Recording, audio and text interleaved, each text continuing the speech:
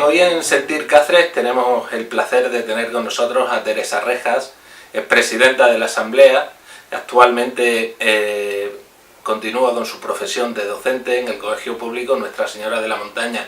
Muy buenas tardes, Teresa. Hola, buenas tardes, Rafa. Bueno, aquí en Sentir Cáceres vamos a hacer un repaso en esta nueva televisión, en esta nueva andadura, sobre la vida de los cacereños, de nuestros vecinos, para conocer e indagar un poquito en sus vidas. ¿Dónde naciste, Teresa? Bueno, yo nací en Cáceres, evidentemente, y nací en la calle Sande. Lo que pasa es que viví allí un poquito tiempo, porque después nos trasladamos a vivir a la calle Margallo, y después de la calle Margallo al barrio de las Casas Baratas, que es donde vivimos actualmente y donde llevamos ya viviendo pues más de 40 años. ¿Cuántos hermanos sois? Somos 4. 4. Y yo la única mujer. La única mujer. Sí. Ajá. Háblanos un poquito de tus padres. ¿Quiénes eran tus padres? Bueno, mi padre era Vicente Rejas, digo era porque ya murió, Vicente Rejas Portillo, trabajaba en transportes militares. Él nació en Cáceres y vivió en la calle Margallo. Era personal civil, pero de la administración militar. O sea, trabajaba con los militares, aunque él era personal civil, y se jubiló con 70 años después de trabajar allí pues toda su vida. Y mi madre estudió en el instituto en Cáceres, igual que mi padre, en el Instituto del Brocense, y cuando trabajó en el trigo, y cuando se casó, pues como pasaba en aquellos tiempos, se dedicó a cuidar a su familia. Dejó los estudios, que sí, ya era raro en aquellos tiempos. En aquellos tiempos los dos estudiaron y los dos tienen su bachiller elemental hecho. Y claro, al casarse pues ya se dedicó plenamente a cuidar de nosotros, de sus hijos, conforme fuimos naciendo. Ajá. ¿Qué recuerdas de tu infancia, de esa calle Margallo, pues de mira, pequeñito? Recuerdo que era una infancia muy feliz, porque entonces los niños y niñas estábamos todo el día en la calle. Nosotros vivíamos en mitad de la calle, en el número 60, y éramos una comunidad de vecinos muy pequeñita, pero éramos como una familia. Abajo del todo vivían los Undines, después estaban unas hermanas que eran solteras, las hermanas Moraledas, pero que cuidaron y se trajeron a vivir a Cáceres a sus sobrinos, porque su madre y su padre vivían en el pueblo, entonces también nos criamos con ellos, luego con Luis Sánchez, que era fotógrafo de aquí de Cáceres, y con su único hijo, Luis, que era amigo nuestro, Luisín le decíamos entonces. Y la verdad que nos pasábamos el día, como digo, jugando en la calle. Nos recogíamos para cuando íbamos al colegio y cuando llegábamos a la hora de comer o de cenar, porque no había peligro ninguna. Y recuerdo muchísimo todas las fiestas populares que hoy día se han perdido. Recuerdo las hogueras de San Jorge, sí, que las hacíamos en la calle. Recuerdo cuando por Pascua teníamos a nuestros borreguillos que los llevábamos al Paseo Alto a comer el trébol y jugábamos muchísimo también en aquel Paseo Alto.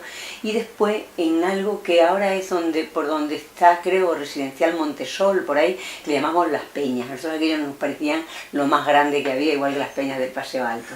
Allí íbamos a asar las castañas, allí íbamos a jugar con a triscar y a saltar, amigos y amigas de aquella época. De la infancia, ¿no? ¿Todavía mantienes relaciones con alguno de tus antiguos amigos? Es verdad que con el paso del tiempo aquellos amigos, cada uno tomamos nuestro camino en la vida, y además sí, que nos fuimos a barrios diferentes. Nosotros nos vinimos aquí a las Casas Baratas, pues yo me vine con 10 años a vivir ya a las Casas Baratas, pero con el paso del tiempo ha sido curioso. Yo he retomado la amistad con mi amiga María José Blas, que vivía un poquito más abajo. Sus padres tenían un pequeño comercio y una lechería, y he retomado mi amistad con mi amigo Pedro Benítez, que vivía 2 casas por debajo de la mía. ¿Y tus primeros comienzos como estudiante, dónde fueron? ¿Qué colegio fue el primer colegio al que asististe? A ver, yo pasé porque tampoco me gustaba mucho, ni yo me sentía muy integrada por Cristo Rey, porque una tía mía era monja de Cristo Rey, aunque no estaba aquí, y yo pasé por ahí porque estuve muy poquito tiempo. Y luego me prepararon para la primera comunidad, un profesor particular. Yo iba a su casa, que ha fallecido no hace mucho, se llamaba Don Fidel, Y es curioso porque ahora su hija es una compañera mía en mi centro escolar y tengo muy buenos recuerdos de él, como nos preparaba. Era compañero de mi padre, pero a la vez había hecho magisterio y era un buenísimo maestro. Y luego ya en el Instituto Lourcense. Como maestra que eres actualmente, ¿ha cambiado mucho la docencia de cuando tú estudiabas de pequeña actualmente ahora? Ha cambiado totalmente, pero ¿sabes qué pasa? Que con el paso del tiempo yo no guardo aquello. Es verdad que aquella enseñanza era muy dura, que era muy clasista, porque evidentemente con el paso del tiempo, pero en aquellos momentos yo era feliz. Yo no notaba que las hijas de profesores o hermanas de profesores tenían privilegios especiales. Yo era una niña feliz, que estudiaba, que me relacionaba con mis compañeras, porque estábamos separados niños y niñas en el instituto, que jugaba muchísimo por aquella parte antigua de nuestros ensueños, que no tengo ningún trauma de aquella época. Y tengo buenos recuerdos de profesores que claro, luego ves cómo nos trataban. Con cariño. Con cariño y otros pues con dureza o con distancia, pero yo creo que era fruto también de aquella época, de que tenían que mantenerse en su tarima y en su estado, pero yo sí les recuerdo con cariño a algunos de ellos. Aquello de la letra con sangre entra... Era realidad. Así. A mí, bueno, pues jamás llegó ningún profesor a ponerme la mano encima. Algún que otro castigo por habladora y por alborotadora, sí, eso de te pones de rodillas ahí un ratito, cosas de esas, pero tampoco mucho. Yo recuerdo que, sin embargo, he visto cómo le daban cachetes a compañeras mías. Ajá. Eso sí lo he vivido. Bueno, volvamos ya a tus 10 años, cuando ya venís a las casas baratas, las antiguas casas baratas que hoy ya no lo son. ¿Y cómo recuerdas aquella zona de Cáceres? ¿Cómo lo ves con tus ojos de niñez? ¿Cómo ves aquella...? Bueno, para nosotros era el paraíso. Es verdad que vivíamos, por definirlo de alguna manera, como en primera línea de playa, ¿no? Vivíamos en Alfonso IX, que era la arteria principal, y efectivamente a partir de ahí, de esos chalés primeros, que eran chalés de mis abuelos, pues a partir de ahí estaban las otras casas bajitas de la parte de atrás, pero nosotros hacíamos la vida en la parte de atrás, y como decía, pues con amigos y amigas de la calle, y además no solo éramos amigos nosotros, los niños y niñas que estábamos todo el día jugando, sino nuestros padres. Yo me acuerdo la primera televisión pues en casa de Micaela Solana, que fue la que la compró, y cuando acabábamos de la cena en verano, pues más en verano que mis padres iban a llevar la televisión y nosotros jugábamos en la calle. La televisión no nos interesaba, pero aquellos programas que había por la noche, yo que sé, galas del sábado o lo que hubiera, que ya no me acuerdo. El 1, 2, 3. Nos íbamos allí porque mis padres y la hija de Micaela, Dolores y Pepín y tal, se sentaban a ver la televisión, los vecinos y nosotros mientras estábamos jugando en la calle, hasta que no acababan aquellos programas. Mi padre no nos daba el silbido pertinente y nos veníamos todos para casa. Se fomentaba entonces más el vecindario, la amistad entre vecinos. Sí, evidentemente. Cosa que hoy se ha perdido, ¿no? En la calle, los niños están en la calle y la relación. Yo ahora mismo vivimos también en Alfonso IX, en un bloque de piso. Sí. No tenemos ningún problema con ninguna vecina, pero yo me puedo pasar pues meses sin ver a los vecinos. Como no coincida con ellos en el ascensor, porque todo el mundo tiene mucho que hacer, y no porque no nos vemos bien y nos queremos, pero no nos vemos. ¿Recuerdas aquellas noches de verano con los vecinos sentados en los umbrales de los y reñirnos, porque además no hay como ahora los niños son intocables, ¿no? Y a mí si la vecina de atrás o las otras nos tenían que reñir o dar un pescozón incluso una colleja de helada, nos la daban y no te podías venir a quejar a casa porque encima te decían qué estabais haciendo. Nos sentábamos en las puertas, jugábamos a todos los juegos de entonces. ¿Qué recuerdos tienes? ¿Recuerdos de algún nombre de tus profesores o de maestros de aquella época? Sí, mira, yo del instituto, por ejemplo, guardo muy buenos recuerdos de las hermanas fuertes, de Angeline y María Antonia. A mí me dio clase en el Instituto Angeline. Recuerdo a Isabel Luna, que luego fue mucho tiempo directora de la Biblioteca Pública. Recuerdo a un señor que entonces era jefe, creo, local del movimiento, algo así, que se llamaba Rodrigo Dávila, que enseñaba las matemáticas como nadie.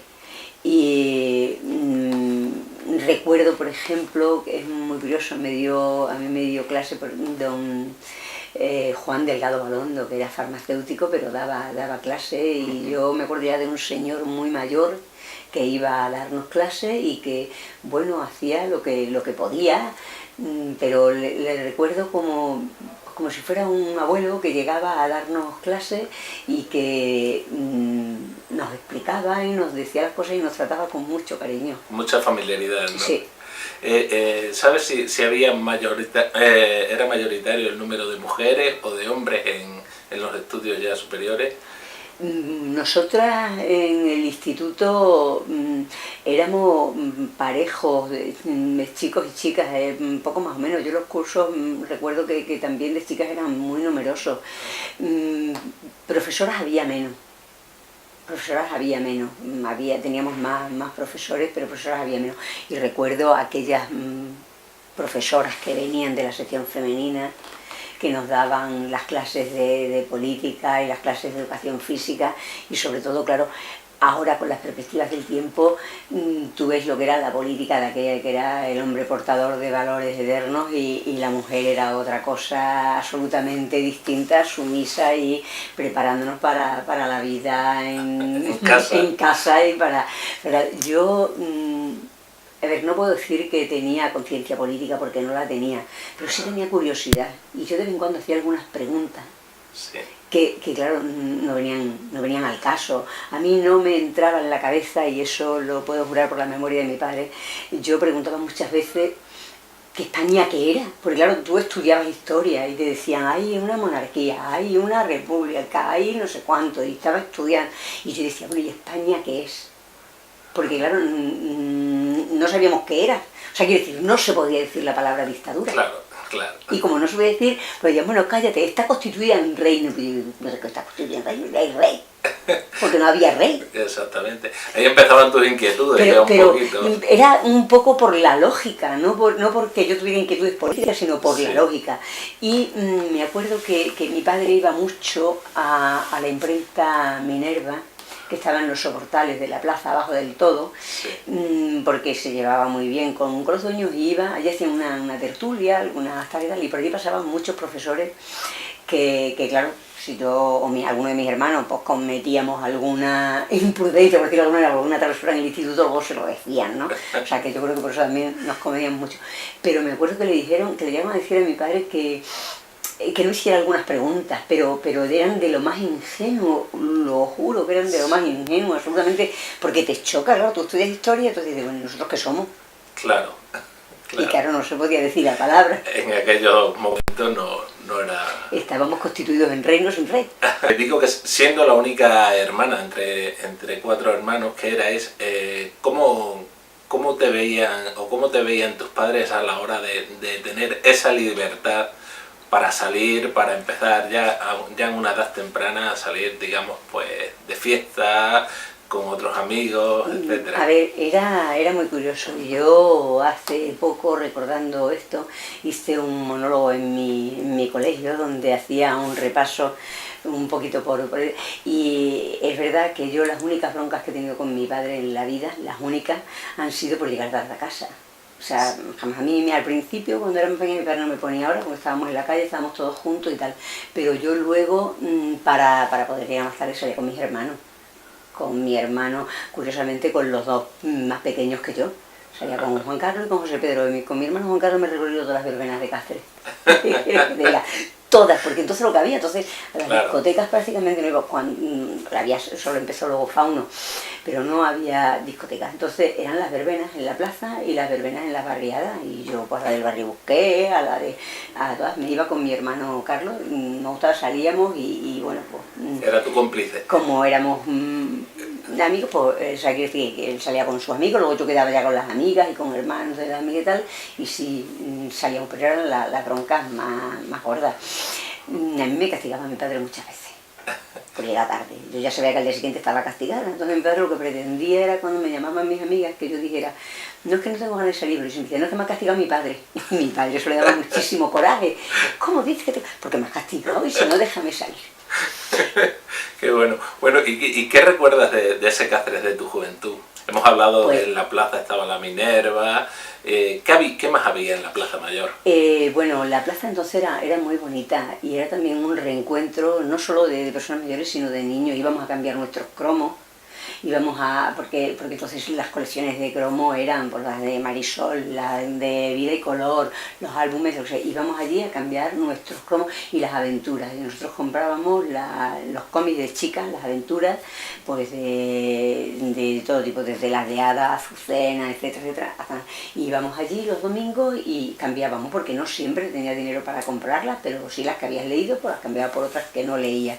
Y era muy bonita, tenía una bandeja, tenía un kiosco, tenía sus palmeras con los bancos y tal, y luego era el centro neurálgico de la ciudad. Nosotros tanto desde Margallo como desde aquí bajábamos a la plaza, pues eso, a la hoguera de San Jorge cuando se hacía allí, a lo de la cabalgata de Reyes, y luego a pasear, cuando ya éramos un poquito mayores, a pasear a la plaza. Se paseaba por los portales si llovía o por fuera si no llovía, era como darle vueltas a la noria, subir y bajar aquí en plaza arriba y plaza abajo. No había, digamos, lo que hay hoy de salir de cañas, No, de salir... primero que no teníamos dinero. Sí. Y luego, en segundo lugar, que no... nuestra vida de cuando empezamos a salir, cuando yo empecé a salir con amigas y amigos, era eso, era pasear por ahí, y en verano, pues luego ya subir al parque, que además era curioso porque, bueno, los mayores ya iban a la caseta. Sí.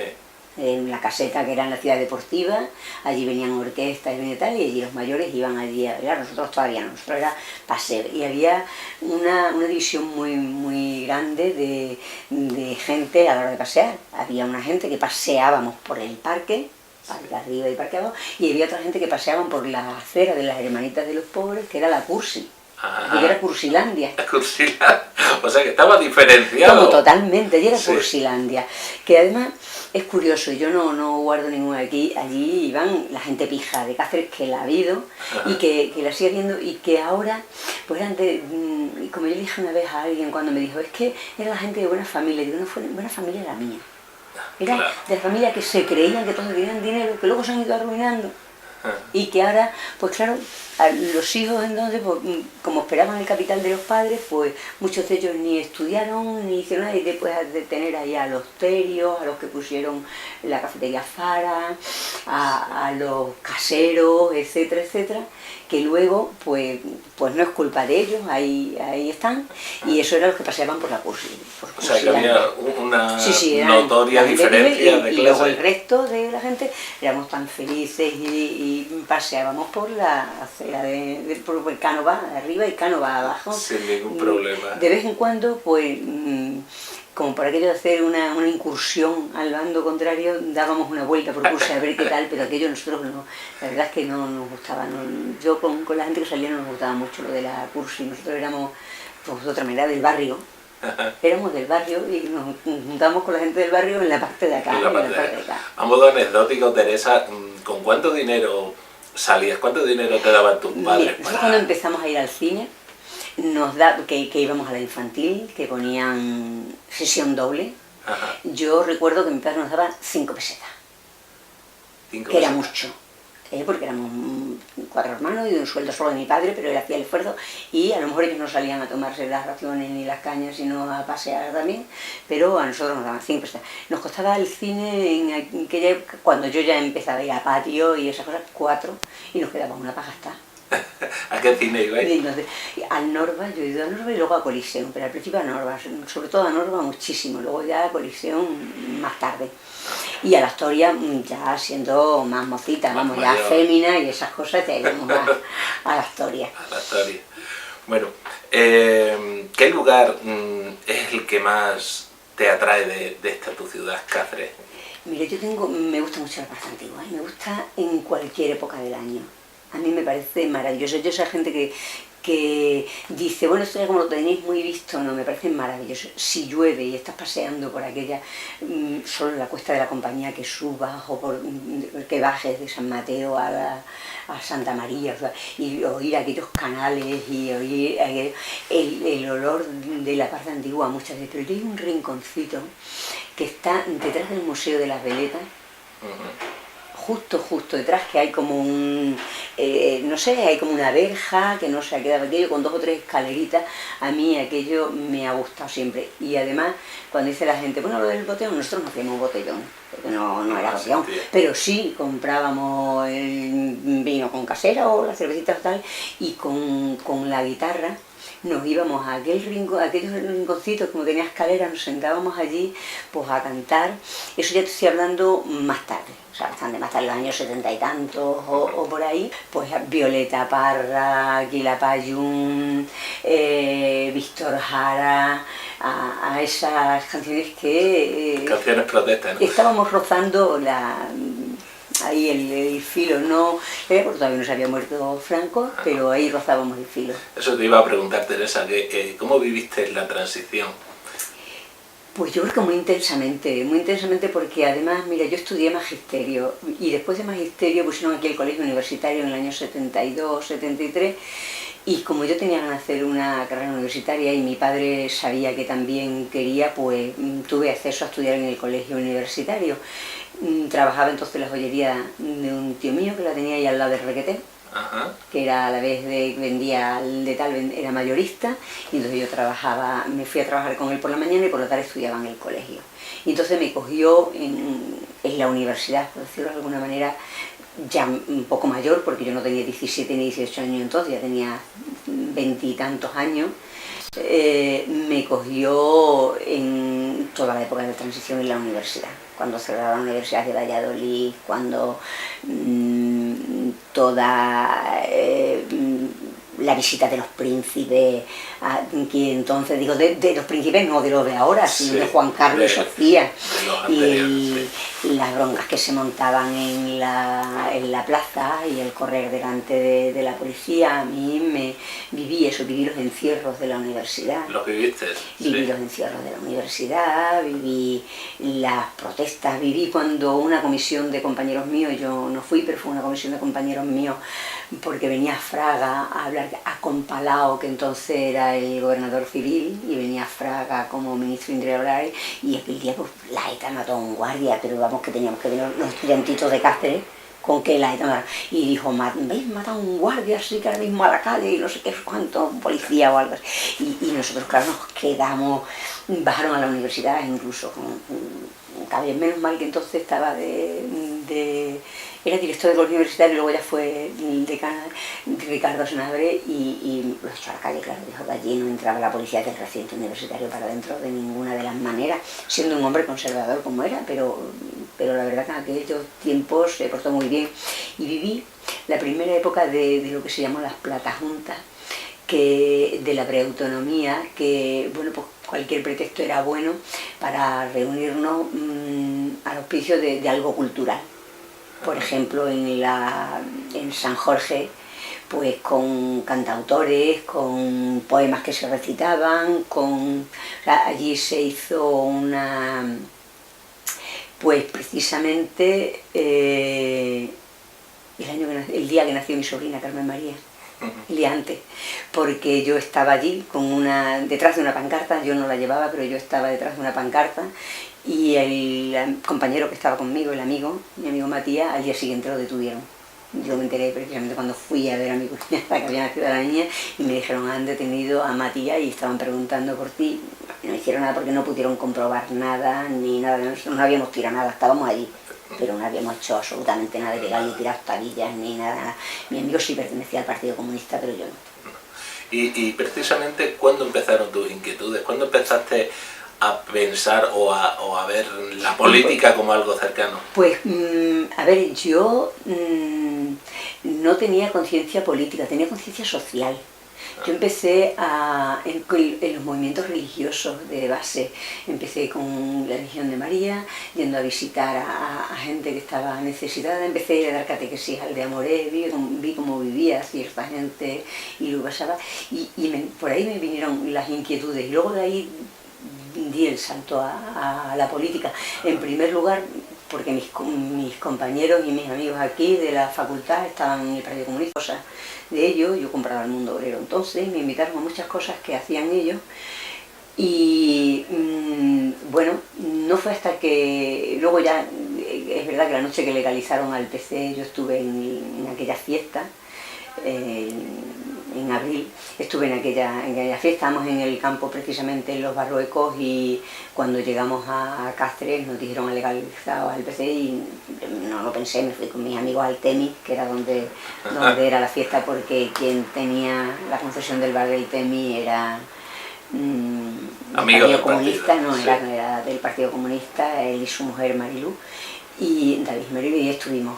Y luego ya abrieron la primera sede aquí en la calle Sergio Sánchez y ahí estuvimos. Luego yo iba a ayudar a las primeras elecciones pero yo no entré a formar parte activa de la política, por decirlo de alguna manera, hasta en el año 86, que se crea Izquierda Unida. Yo estaba entonces en Almendralejo y se crea a raíz de una plataforma que se hizo en contra de la OTAN, porque nos sentimos engañados por el Partido Socialista, que había dicho de entrada no, y empezamos a luchar en contra de la OTAN. Yo participé activamente en aquellos momentos, sí. Y luego se creó Izquierda Unida y ya me incorporé a Izquierda Unida como independiente, absolutamente, como podía estar como cualquier persona. Sí. Y ya más tarde me afilié al Partido Comunista, pero bastante más tarde. Bueno, vamos a volver un poquito a ese Cáceres en el que estábamos, en el Cáceres antiguo, digamos, de tu época juvenil, y quiero que recuerdes, que me hagas recordar qué tipo de establecimientos, tiendas había a tu alrededor o que tú conocieras. Bueno, pues mira, aquí si bajabas del Gran Teatro hacia abajo, donde era en la tienda de López, que era como una quesería, que yo recuerdo como aquellas tortas del Casar chorreaban cuando pasamos por el escaparate y olía todo aquello.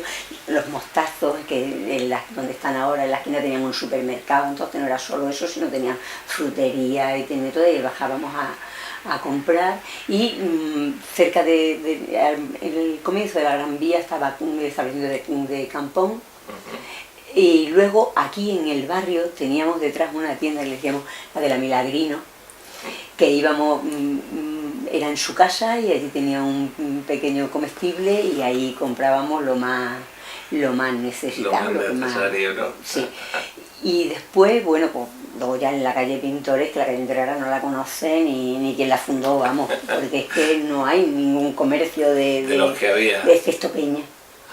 Yo recuerdo solo Peña, porque estaba la zapatería Martín, pero estaba el Precio Fijo, estaba Rosendo Caso con la muñeca debajo del todo, estaba Silogay o Jacinto Gonzalo, que por ahí pasaron, que es donde está ahora Springfield, me parece que está. Pues ahí todo eso fue de Jacinto Gonzalo, sí. Que era una tienda de medios, y más abajo pues estaban los de Silogay, que pusieron también una tienda grande, El Siglo, de toda la vida, Juguete Recio, también de toda la vida. ¿Recuerdas con nostalgia aquella época? ¿Sabes qué pasa? Que a mí lo que me da pena es que cuando ahora hablamos de que hay una crisis de valores, yo lo digo muchas veces, yo tengo unos referentes y luego me han ido viniendo otros, pero la gente de ahora no le da tiempo a tener un referente, porque quitan una tienda de hoy para mañana. Entonces, ¿qué recuerdan? Pues no pueden recordar con nosotros la ferretería Vago, donde iba, que te mandaba tu padre a comprar, o sea, ahora los chicos no tienen, pero no digo ya solo referentes locales, sino referentes en valores, por decirlo de alguna manera. que se han perdido. Nosotros teníamos unos valores establecidos y poco a poco esos valores los fuimos cambiando por otros. Pero ahora la gente joven no tiene los referentes anteriores porque parece que todo lo anterior era mentira, no existía, pero no se le han dado alternativas nuevas. No tienen alternativas nuevas, que nosotros sí las tuvimos. ¿Qué es lo que crees que le falta a esta ciudad para que tenga ese empuje, para que esa juventud, digamos, salga hacia adelante? Hombre, yo creo que verá, quizás hemos tenido culpa una generación anterior. Nosotros pasamos una generación que no nos gustaba, nuestros padres todavía más, no les gustaba, pero bueno, nosotros nos fueron inculcando y fuimos abriendo la puerta hacia otras alternativas. Y ahora a la gente se les ha, en primer lugar, se les ha dicho, bueno, no vale la cultura del esfuerzo. Porque tienen que padecer, porque tienen que estudiar tanto, porque tienen que sufrir tanto, vamos a hacer solo todo más facilito. Y tan facilito le hemos querido poner las cosas que ahora yo digo, tenemos generaciones de niños blanditos, de niños y de adolescentes blanditos que no están acostumbrados a que todo cuesta mucho. Al trabajo. Y sobre todo a que te digan no hay. O sea, no hay nada. Nosotros, mi padre, yo recuerdo que cuando aprobé primero de lo que era el bachillerato de entonces, yo quería que me compraran unos patines. Era mi ilusión que me compraran unos patines. Yo saqué unas notas magníficas.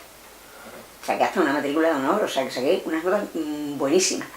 Y cuando llegué a mi casa con mis notas, yo esperaba que mi padre, bueno, casi me aplaudiera y me dijera, oh, qué bien, vamos a por los patines ahora mismo. Y me dijo, ¿qué patines? Has cumplido con tu obligación y punto. Y eso se ha perdido. Claro, o sea, ahora si aprueba una bicicleta, si aprueba una moto, si no un coche, claro, ahora con la crisis eso se está recordando, entonces se están resintiendo porque no tienen eso. Mi padre aprobamos y aprobamos. Y lo mismo que yo te cuento, el caso de los patines, lo que tuve fueron unas sandalias de verano que necesitaba y punto, y tan contenta. Pues recuerdo a uno de mis hermanos que estaba con la cosa de un coche y quería que le comprara un coche. Mi hermano Severo estaba con la ilusión del coche y mi padre del puesto de la Kika, estamos hablando de Cánova, y Cánova estaba el puesto de la Kika, pues le trajo un coche de juguete y no sé, un cabreo que porque era un hombre hecho y derecho, ¿no? Pero dice que te voy a comprar un coche, hombre. O sea, a ver, porque si yo voy a trabajar. Y nos inculcaban en la historia de que no había dinero para comer, para vestir y para estudiar. Y bueno, pues es que no podíamos repetir, no nos podíamos permitir ese lujo. Claro, que los lujos había que ganárselos, ¿no? Claro, o sea, tú tenías alguna cosa y no nos ha faltado de nada, porque nosotros hemos tenido caprichos, hemos tenido juguetes, hemos tenido de todo, pero no porque aprobáramos y no porque tuviéramos nada, sino porque bueno, y lo que ellos nos podían dar, yo recuerdo que nosotros vivíamos en el chalecito abajo y el único cumpleaños que era en verano, que era el mío, pues nosotros, si queríamos, mis hermanos y yo, hacer una fiesta en el patio de nuestra casa, teníamos que nosotros blanquear el patio, prepararlo y adecentarlo porque si estaba sucio no venían. O sea, que mi padre no permitía que vinieran ni nada de eso. ¿Queréis esto? Sí, venga, hacéis las cosas. Y además yo recuerdo otra cosa, nosotros en mi casa, y además lo recuerdo con mucho cariño, la blanqueábamos mis hermanos y yo. Yo no sé si mi padre puede traer algún blanqueado, no lo entiendo, quiere decir porque no se lo preguntábamos. Nosotros llegaba el verano, vale, hoy se vaciaba una habitación entera, la blanqueábamos de arriba abajo, se llegaba y la volvíamos a volcar. Y lo recuerdo con muchísimo cariño, con muchas risas, con pues ahora te doy y te salpico con la brocha, con y ilusión, no sé qué, pero con muchísima alegría, no era ningún trauma tener que blanquear la habitación, arreglarla y prepararla, que creaba mucha complicidad entre nosotros. Ajá. Bueno, hemos estado hablando un poco de la crisis. Tú que has estado como presidenta en la Asamblea de la Junta de Extremadura y has escuchado a tantos políticos decir verdades y decir mentiras, ¿crees que un poco la crisis ha sido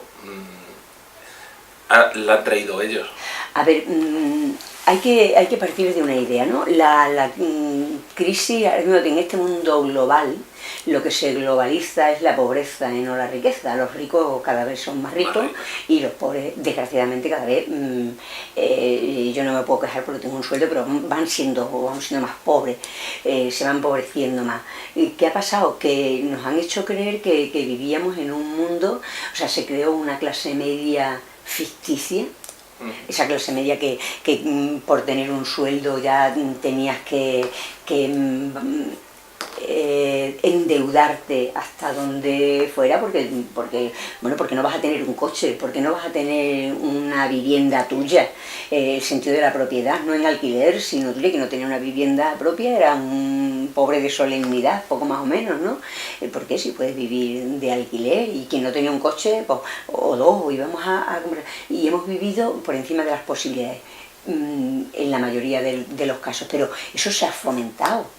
O sea, eso se ha fomentado desde los poderes públicos. Y los poderes públicos, cuando hablo de los poderes públicos, hombre, no estoy hablando de los políticos al uso, que son muchas veces, quiero decir, quien dan la cara, pero los hilos los mueven los grandes capitales. O sea, evidentemente quien pone y quita no son solamente los votos, porque vemos la fuerza que tienen y los medios de comunicación para quitar y poner a un presidente o no ponerlo, por muchas elecciones que haya. Los bancos. Evidentemente los bancos y los grandes empresarios que quitan y ponen, ahora lo estamos viendo, ¿no? Cómo se financian muchos partidos. ¿Y cómo se han financiado? Pues con grandes empresarios que han puesto ahí dinero. Ahí viene la corrupción después. Y además se tira mucho dinero público. Se ha despilfarrado muchísimo dinero. Mucho. O sea, nos parecía que, y digo desde las instancias políticas, nos parecía que como era dinero público, no era dinero de nadie, y ese dinero era de todos. Y ese dinero era de todos. Era de todos. Bueno, vamos a dejar un poco aparte la política, vamos a ir acabando ya la entrevista. Te quería preguntar si has tenido alguna afición, algún hobby en tu vida, algo que te haya atraído. Verás, yo sí, claro, y te cuento una anécdota. Cuando los socialistas subieron al poder, tiene que ver con la política, pero tiene que ver con mi manera de pensar, que verás. Y con tu vida.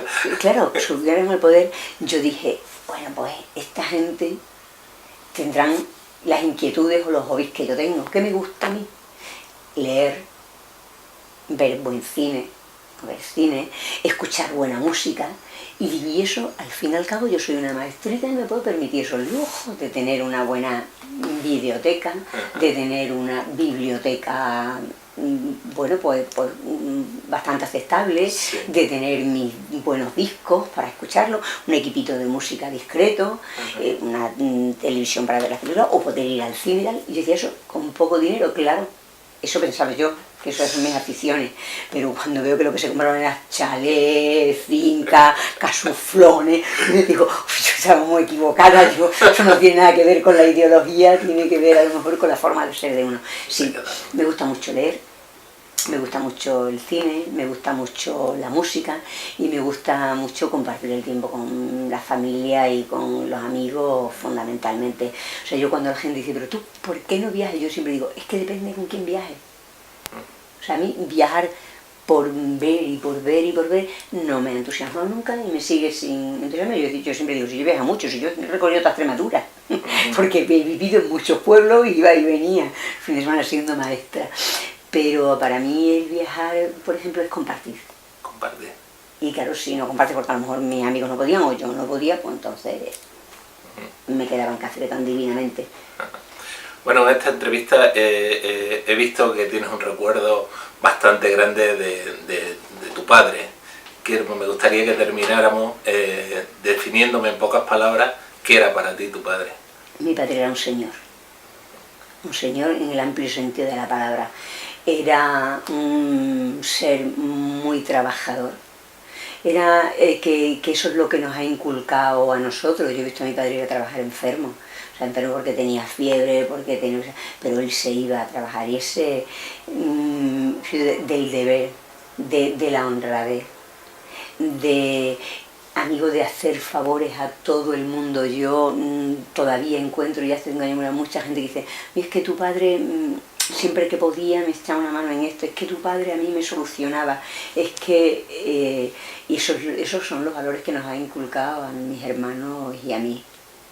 La ética, la honradez, el afán por el trabajo, la superación, el esfuerzo. Mi padre, si hoy hubiera vivido, hubiera sido un gran informático.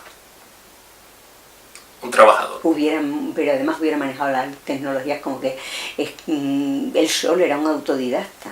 O sea, estudió hasta cuarto, pero luego era un autodidacta y tenía mucha curiosidad por aprender. Y eso lo inculcó a todos.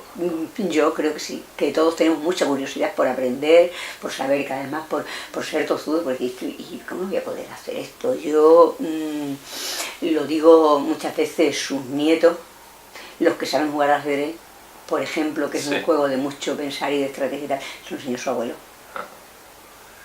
Qué bueno. Bueno, Teresa, pues ha sido un placer tenerte con nosotros en este Sentir Cáceres. Muchísimas gracias y que tengas muy buena vida. El placer ha sido para mí porque me has hecho recordar muy buenos momentos de mi vida y como la memoria es selectiva, pues los malos se dejan. Muchas gracias, Teresa. A ti.